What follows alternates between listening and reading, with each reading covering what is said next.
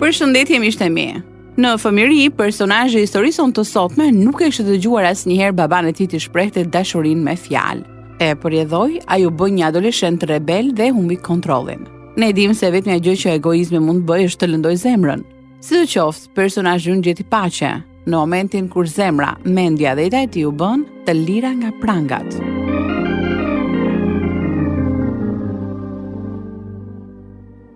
Miqtë e mi, po ndihni të lirë nga prangat, radiodramatizimin e historive të vërteta njerëzore që përcjellin lajmin mirë në botë.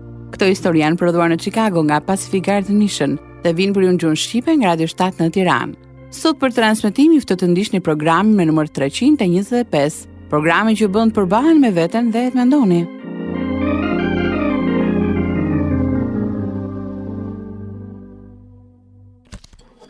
Johnny, çfarë më bën më? E pe çfarë bëri? Jo, çfarë? Kur ne po luanim ai mori shishen e verës për të pirë. Me të vërtet? Ka pirë shumë? Të gjithë shishen. Ishte plot e kisha vendosur brenda koshit të rrobave. Tani është bosh. I strec i vogël. Shiko, mezi po e mbajnë këmbët. Është derë prandaj. Nesër nuk ka për të ndjerë mirë fare. Personazhi i historisë sonë të sotme u de për herë të parë me verë në moshën 5 vjeçare. A jetonte në një fermë të vogël në Indiana me nënën, njerkun dhe motrat e vëllezrit. Kjo është historia që tregon se si jeta e tij mori të tatpjetën para se gjente shpëtimin. Dëshmia e vërtetë e John Conleyt, që vjen tek ju tani në Të lirë nga prangat.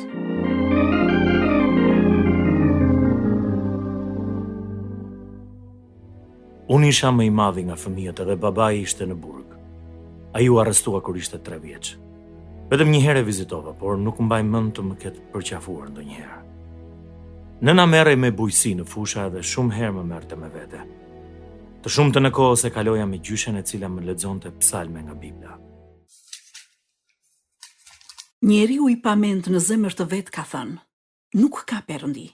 Janë të korruptuar, bëjnë gjëra të neveritshme. S'ka asnjë që të bëjë të mirën. Perëndia shikon nga qielli bijtë e njerëzve për të parë nëse ndonjë prej tyre ka mend dhe kërkon Perëndin. Të gjithë janë shmangur, të gjithë janë prishur, nuk ka njeri që të bëjë të mirën, as edhe një. Ky është një përshkrim jo i mirë i njerëzve, apo jo, Johnny? Tani eja të bëjmë një shëtitje dhe të mbledhim manafera për darkë. Frutat e freskëta janë dhurat nga Perëndia. Njerku ishte i mirë dhe ne e quanim babi, por ende më mungonte dashuria e atit tim të vërtet. Në moshën 10 vjeçare, e takova sërish dhe kësaj here ishte në oborrin e gjyshes. Mendoja se atë ditë ai do të më thoshte: Johnny, të dua birë. Po kjo nuk ndodhi edhe për vite të tëra që ndrova i zemëruar me të. Sa herë që më ndëshkonin, prisja që ai të më shpëtonte, por as kjo nuk ndodhi. Një nga gjërat e tjera që më preku ishte edhe vdekja e njerëzve që doja.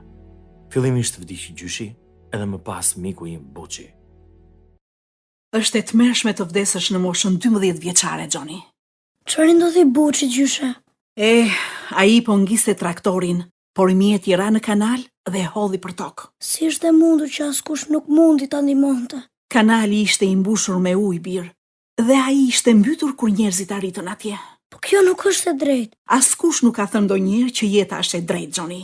Jeta është luftë që nga dita e lindjes dhe deri në ditën e vdekjes. Por nëse ja japim zemrën tonë Perëndis, ai neve na jep forcë. Asnjëherë nuk e dim se kur do të na vijë fundi. Do të doja shumë të shkoja në funeral, po nëna dhe babi nuk më lënë. Ata mendojnë se ti je ende i vogël. Unë nuk jam i vogël. Pastaj, ai ishte shoku im. Zemra ime u mbush me rebelim. Në moshën 13 vjeçare u diagnostikova me epilepsi dhe në vitet në vazhdim sëmundja u bë më e theksuar. Pikërisht në këtë moshë jam mbatha nga shtëpia. U ktheva në kohë për të përfunduar 2 vitet e shkollës së mesme edhe për të luajtur futboll, megjithse më pas hoqa dorë. Duke qenë jashtë kontrollit, fillova të pija dhe të dehesha si i marr me shok më të mëdhenj se unë. Një natë po udhëtoja me 4 djemë dhe policia na vu nga pas. Kur shoferi nuk na loi, policit ju sos durimja dhe qëlloj me armë rrotën e pasme të makinës tonë. Mjeti u rrotulluar disa herë dhe gati sa nuk u përplas me një ndërtesë.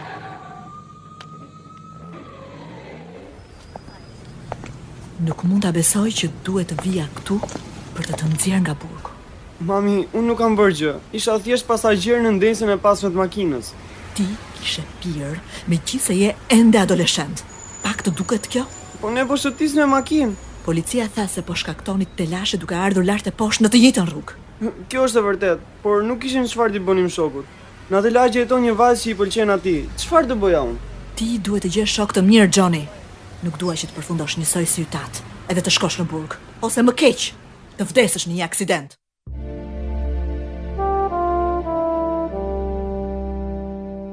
Në moshën 16 vjeçare, vendosa të mos i besoja më fjalët që gjyshja më lexonte nga psalmet. Tani besoja se pas vdekjes nuk kishte më jetë. Unë bëra pjesë e forcave të armatosura kombëtare të Indianës, por nuk munda të përshtatesha dot me jetën ushtarake sepse kisha një frymë me të vërtet rebeluese. Kështu më lanë të lirë. Fillova të jetoja sikur e nesërmja të mos ekzistonte. Isha 18 vjeç kur njoha Lilën, edhe së bashku pinim si të marr.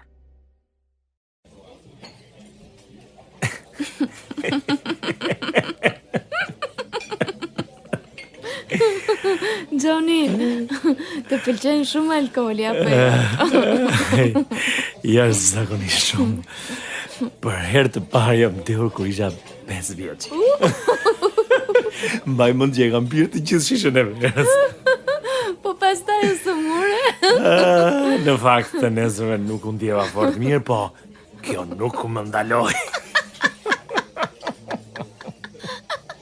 Pas ke qenë fort. Njerku u përpoq të më mësonte duhanin në mënyrë që të më mbante larg alkoolit.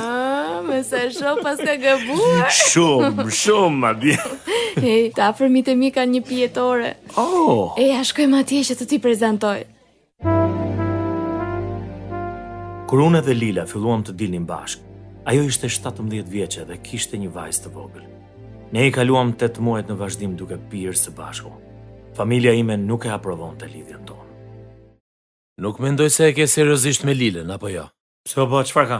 E njoh atë vajzë, ajo vetëm të lashe sjell. Babai yt ka të drejtë birë. Nuk më intereson. Unë e dua dhe do të martohem me të. Mendohu mirë, Johnny. Ti je vetëm 19 vjeç dhe martesa nuk është aq e lehtë. Birë, je ende i ri për të kujdesur për një familje. Po ti ishe 18 vjeçe kur u martove me babin. Ashtu është, po shiko si përfunduam. Në atë kohë isha ende e vogël për t'i kuptuar gjërat. Pastaj, me sa di unë, ajo vajzë ka një fëmijë apo jo? Ka, e çfarë pastaj? Të qenit prind është puna më e vështirë që do të bësh ndonjëherë. Unë mund t'ja dal mban. Johnny, ajo nuk është vajza e dur me të cilën duhet të martohesh. Askush nuk ka të drejtë të më thotë se me kë duhet të martohem. Në rregull. Por mos na thuaj pastaj që nuk të paralajmëruam. Ne u martuam edhe pinim çdo natë. Disa muaj më vonë u shpërngulëm në Peoria. Atje jetonin 2 motrat e Lilës. Filluam të pinim edhe të festonim akoma më shumë. Shkretë të tjera më lodhi, kështu që u ndam 5 herë, por prap u bashkuam. Një ditë kur isha në punë, dikush më telefonoi dhe më tha që të shkoja të merrja ti me shoqe në një fest. Kur mbërrita atje, përpara më doli Kunata, e cila mbante në dorë një armë të drejtuar nga unë.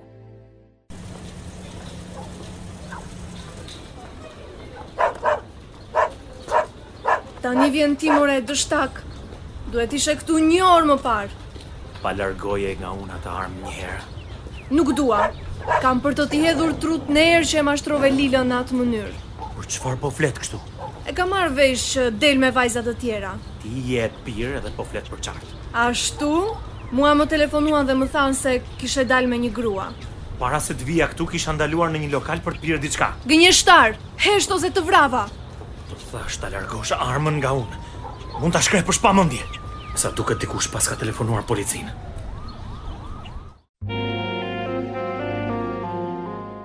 Një nga antarët e familjes erdhi dhe arriti t'ja merrte armën nga duart. Kur mbërriti policia, ndaluan festën edhe më morën në komisariat për të më pyetur.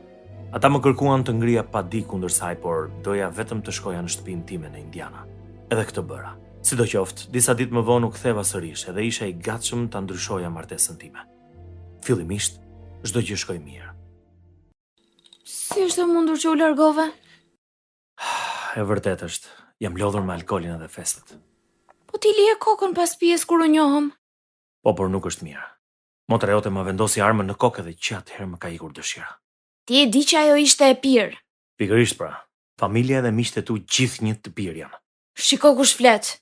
A ka mundësi të mos debatojmë tani? Kur ti u largove, unë i telefonova të dashurit që kam pasur dikur. Ashtu? Po unë vetëm disa ditë u largova. E nga ta dia unë që ti do të ktheheshe? Mendoja se nuk do të shija më. Tani jeni lidhur prapë bashk?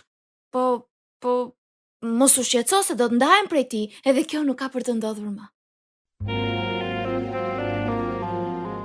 Martesa jon nuk mund të funksiononte sepse ishim të dy shumë të pakujdesshëm. Mëngjesin tjetër mblodha gjërat e mia në një çantë toku edhe u largova për në Kaliforni. Kur isha në kufi për të dalë nga vendi, ndalova për të telefonuar Lilën. Alo? E mora me mend që tani do ishe zgjuar. Ku ka shkuar kështu? Lila, midis nesh mbaroj. Nuk dua të rri me një bashkëshorte që nuk më qëndron besnike. Po unë të thash që nuk do të ndodhë më. Se zemrohesh për i të gjë. Po nuk është hiç gjë. Po shkoj në Kaliforni. Mua më duhet makina. Do të njoftoj se ku do ta lë. Kërkoj motrës të të cilë në vendin që do të them edhe eja ta marrësh. Mora një makinë të rastit për të shkuar në Kaliforni, por atje qëndrova vetëm disa ditë sepse më pas u ktheva në shtëpinë e prindërve. Ata kishin të drejtë. Nuk duhet të isha martuar me Lilën. Ishim të dy të vegjël, edhe alkooli bëri që jeta jon të merrte 8 pjetën. Nuk e pash më Lilën. Ajo që nuk dija ishte se divorci do të më lëndonte shumë. Nuk e dija që pas ndarjes nga ime shoqe do të përfundoja aq keq. Për 2 vjet për të mos e ndier boshllëkun e ndarjes, ngacmoja vajza të ndryshme dhe festoja pafund. U përpoqja të bëja disa punë, por nuk po e vija dot jetën në vijë. Në fund, mora një avokat dhe përgatita letrat e divorcit. Kur procedura e divorcit përfundoi, Lila më shkroi një letër ku thoshte se më uronte gjithë të mirat. Ajo ishte hera e fundit që dëgjova prej saj. Nuk kaloi shumë kohë, edhe njoha një vajzë shumë të mirë që quhej Pati. Johnny, unë kam qenë një herë martuar. Tani e ndar, besoj. Po, bashkëshorti më la dhe u martua me një grua tjetër. Gjëja më e mirë që kam marrë nga martesa, 3 fëmijët e mi të mrekullueshëm. Wow! Edhe ish gruaja ime kishte një vajzë. Askush nuk flet për divorcin, e megjithatë të gjithë preken prej tij. Çdo gjë nis bukur, por jo të gjitha përfundojnë mirë. U lëndova shumë kur u ndava. Edhe unë. Por të paktën kam prindrit që më ndihmojnë. Ata i duan nipërit dhe mbesat e tyre dhe të dielave i çojnë në kish. Po ti, Johnny, shkon në kish? Kur isha i vogël, shkoja me gjyshe në shkollën e së dielës. U bë kohë që nuk kam shkuar më. Mund të vish me ne nëse ke dëshirë. E pse jo? Kur isha e vogël, të afërmit më merrnin për të vizituar Pacific Garden Mission në Chicago. Ke qenë ndonjëherë atje? Jo, madje nuk kam dëgjuar asnjëherë për të. Atje ndihmojnë të pastrehët duke ndarë me ta ungjillin dhe u tregojnë dashurinë e Jezusit, duke u kujdesur për nevojat e tyre sociale. Imat ka predikuar disa herë në mision. Ashtu? Sa mirë. Ai e do Perëndin. Pacific Garden Mission gjithashtu ka një program radiofonik që flet për të humburit që kanë njohur Krishtin. Programi quhet Të lirë nga prangat. Historitë e jetëve të njerëzve kthehen në radiodrama. Historia ime nuk është shumë e bukur. Është e mbushur vetëm me zgënjime. Johnny, Zoti mund ta ndryshojë jetën tënde. Më vjen mirë që të kam njohur Pati. Pse? Sepse ti më pëlqen. Edhe mendoj se ndikon për mirë tek unë. Unë edhe Pati dolëm bashkë për një vit edhe më pas u martuam. Isha 23 vjeç në atë kohë. Kur djali ynë lindi, ne kishim nevojë për një shtëpi të madhe, kështu u shpërngulëm në një fermë në fshat. Unë punoja në departamentin e autostradës shtetërore edhe pastroja rrugët nga dëbora. Në këtë mënyrë njoha Pagi Loganin. Ai ishte punëtor si unë. E takon ndonjëherë baban tënd të vërtet, Johnny? Kam qenë 10 vjeç kur e kam parë për herë të fundit. Sa keq. Ke humbur shumë gjëra gjatë gjithë këtyre viteve. Është e vërtetë. Edhe ai ka humbur shumë. Tani që jam baba i 4 fëmijëve e kuptoj çfarë do të thotë të rrisesh fëmijë. Fëmijët janë të mrekullueshëm, apo jo? Po, mund të jetë një sfidë e madhe, po me një përqafim çdo gjë rregullohet. Imat asnjëherë nuk më ka përqafuar, asnjëherë. Perëndia mund t'i restaurojë të gjitha këto vite që ti ke ndier boshllëk brenda ty. Në fakt nuk jam fort i interesuar për Perëndin. Shiko, edhe unë kam kaluar kohë të vështira. Atëherë kur askush nuk donte t'ia dinte për mua, Perëndia u kujdes. Me gjë thua ti. Përse nuk vjen në kish ndonjëherë me mua? Të falenderoj, por të thash që nuk jam interesuar.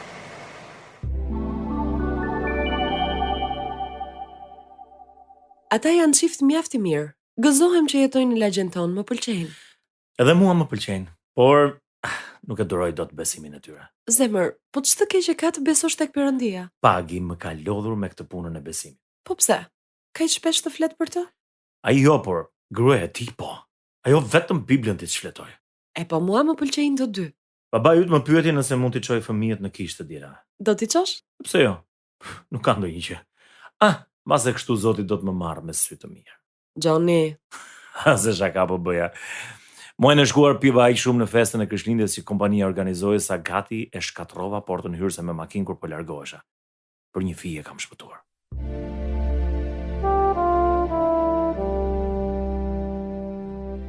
Një ditë isha në shtëpi duke folur me nënën në telefon, kur pa pritur ndjeva një shtrëngim aq të fortë në krahëror sa nuk mund të merrja frym.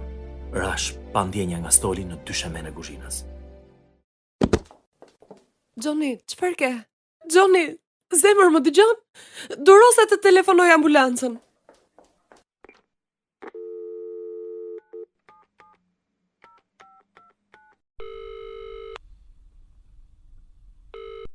Alo, me operatorin po flas? Kam nevojë për një ambulancë. Im shoq sa po humbi ndjenjat në dyshemen e kuzhinës dhe nuk po përmendet.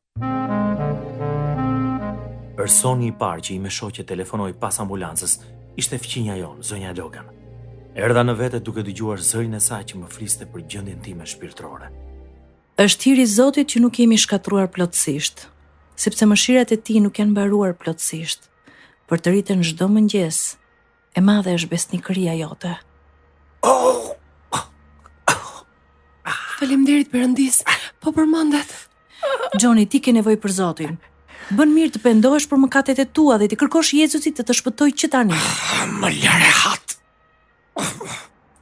Ti nuk i di se sa kohë ka dhënë Perëndia, por ai po të jep një mundësi të dytë.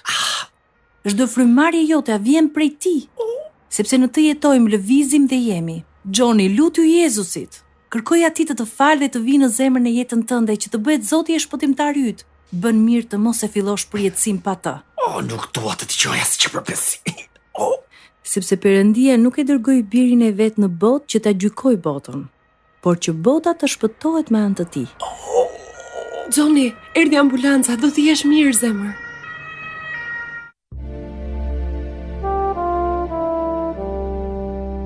Kisha pësuar atak në zemër, ndaj që ndrova disa ditë në spital. Atje nuk ishte as televizor, as radio e as revista. Ditën tjetër i kërkova infermieres të më jepte diçka për të lexuar. Por ajo ishte aq e zënë për të më ndihmuar sa më tha që në sirtarin e fundit të komodinës gjendej një Bibël. Nuk isha qef ta lexoja, por në fund e hapa tek Psalmi 55, një nga psalmet që gjyshja më lexonte. Ki mëshirë për mua, o Perëndi, ki mëshirë për mua, sepse shpirti im gjen stret tek Ti. Gjej streh në hijen e krahëve të Tu, derisa të kalojnë fatkeqësitë. Unë do t'i thëras Perëndis, shumë të lartit, Perëndis që kryen çdo gjë për mua. Ai do të dërgojë nga qielli për të më shpëtuar. Ai qorton ash për atë që dëshiron të më përpijë.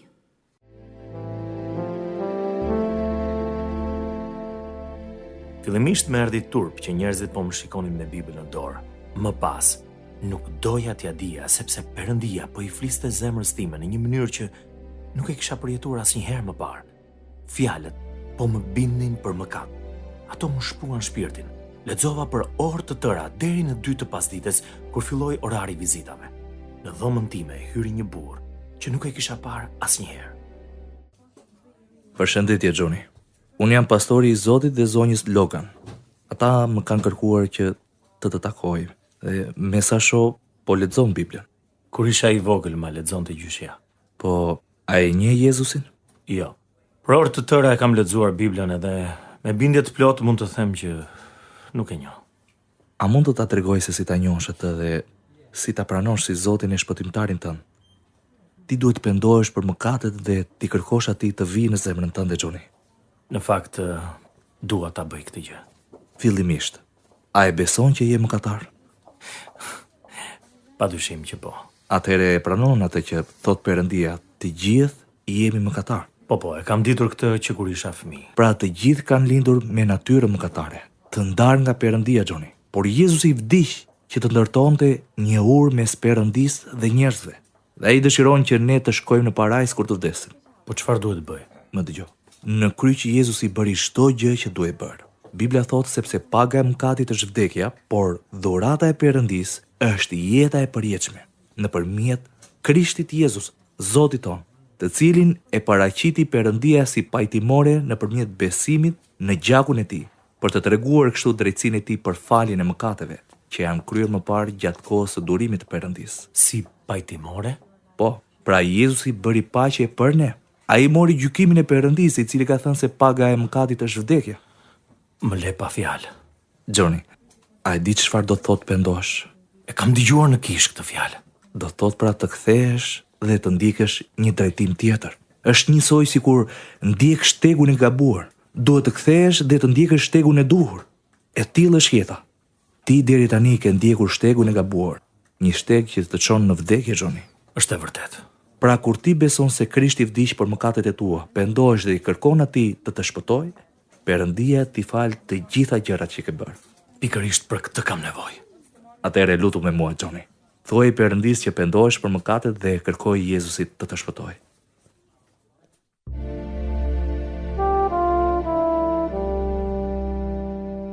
Ne u lutëm bashkë atë ditë. Edhe ndjeva që nga zemra mu largua një peshë e rëndë. E dija që isha ndryshe tani. Pastori tha se isha shpëtuar. Ç'kemi zemër? Si je? Jam shumë mirë pati. Doktori mendon se kam plorit. Çfarë është kjo? Është ngushtimi i enëve të gjakut në pjesën e brendshme të krahërorit. Ja përse nuk mund të merrja fryma të ditë dhe humba ndjenjat. Sot sa e frikshme. Po pra, por lajmi i mirë është që unë sot u shpëtova.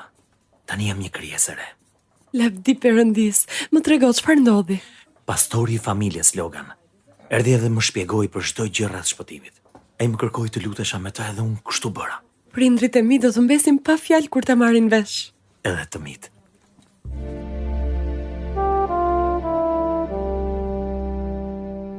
Me njëherë hoqa dorë nga alkooli, por kisha 10 vjetë që pija duhane dhe mu deshën 3 muaj për ta thyer atë zakon. Nuk ndaloja më në pijetore, edhe nuk e përdorja më kote emrin e Perëndisë. Për 6 muaj, i çova fëmijët në komunitetin ku u shpëtova.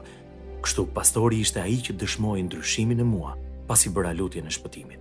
Një ditë, bisedova me të diçka që më shqetësonte. Shoh një ndryshim të madh tek ty, Johnny. Faleminderit, pastor. Si mund t'i shërbej Perëndisë? Bindju fjalës së Perëndisë dhe pagëzohu. Pagëzimi është simboli pastrimit tënd nga e shkuara e vdekur dhe i mbushjes tënde me frymën e shenjtë. Kështu do të bëj. Po tjetër. Po lexon Biblën? Ndonjëherë nuk e heq dot nga dora. Mirë. Mëso edhe vargjet përmendësh. Mbreti David tha: "E kam ruajtur fjalën tënde në zemrën time, që të mos më katoj kundër teje." Edhe këtë po e bëj. Gëzohem për ty. Do të habitesh se sa herë do të vinë në mendje vargjet atëherë kur do të nevojiten, në rast se i mëson përmendësh. Po tjetër, çfarë të bëj? Po ju tregon të tjerëve për shpëtimin tënd? Sigurisht edhe nuk ka njeri që mund të më ndalë. E po, ftoj në kish gjithashtu. Edhe këtë e kam bërë, pastor. Dhe mos ki frikë të lutesh, as në publik. Kjo është dëshmi për të tjerët. Sa po ta mësoj Biblën, pak më shumë do të të ndihmoj me shkollën e së dielës. Nëse e di që Jezus Krishti vdiq për mëkatet e tua që ti të shkosh në parajs, atëherë di mjaftueshëm sa për të mësuar fëmijët.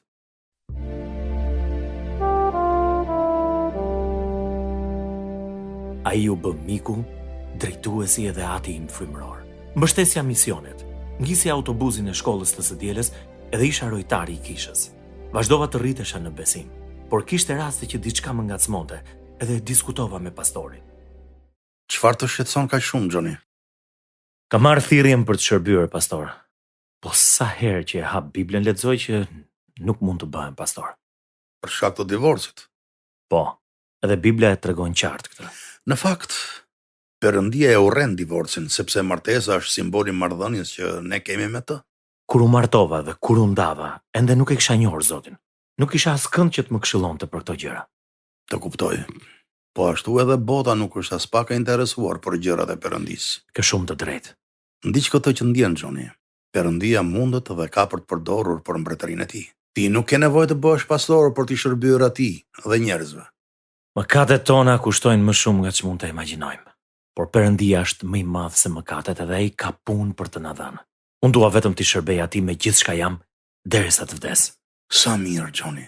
Zoti do të bekojë që jeton sipas fjalës së tij dhe që ju dëshmon të tjerëve.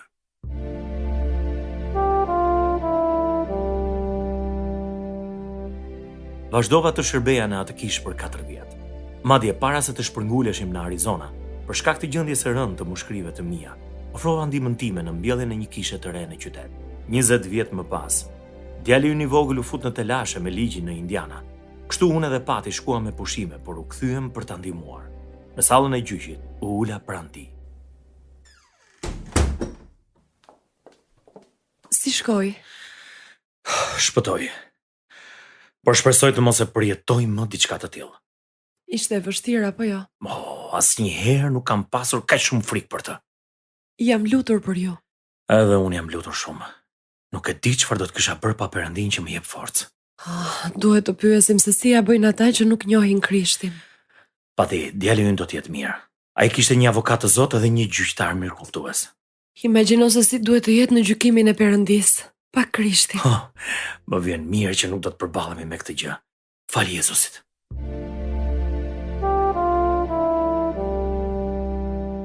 Të dy prindrit e mi pranuan Krishtin para se të vdisnin. Unë kam shumë kujtime të veçanta nga fëmijëria. I kam grumbulluar kujtimet që të mos i harroj ato vite, edhe që fëmijët e mi t'ua përcjellin brezave të ardhshëm. Fal Jezusit, jeta ka qenë e bekuar. I mat nuk më tha asnjëherë se më donte, por Perëndia dërgoi birin e tij të vetëm lindurin të vdiste në vendin tim, që unë të kisha jetë të përjetshme në të. Kjo është dashuri. Në këtë është dashuria, jo se ne i deshëm Perëndin, por që ai na deshi ne dhe dërgoi birin e tij në botë si shlyerje për mëkatet tona. Dëgjuesi i dashur, edhe ju mund të merrni dhuratën e faljes së Perëndisë dhe jetën e përjetshme, duke kërkuar Jezusit t'ju shpëtojë. Kudo që të jeni, mos harroni që Perëndia shikon zemrën dhe ai njeh mirë në nevojën tuaj. Besojeni atij. Nëse dëshironi të dini më shumë për besimin e krishterë, ju ftoj të na shkruani në Radio 7, Kutia Postare 2914 Tiranë, ose mund na dërgoni një email në info@radiovizshtat.net.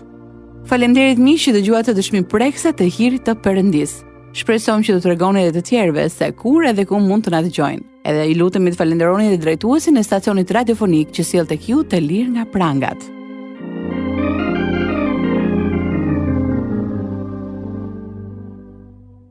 Ndoqët programin me numër 325. Kjo ishte historia e vërtetë e John Conleyt. Të Lirë nga Prangat u prodhua nga Pacific Garden Mission dhe u soll për ju në gjuhën shqipe nga Radio 7 në Tiranë, për të treguar nëpërmjet historive të vërteta se nëse jeta juaj është bosh, ajo mund të mbushet derisa të derdhet. Do të ishte kënaqësi të dëgjonim se si ka ndikuar këto programe në jetën tuaj. Ndaj mos harroni të na shkruani. Deri herë në ardhshme bashkë, miru dëgjofshim.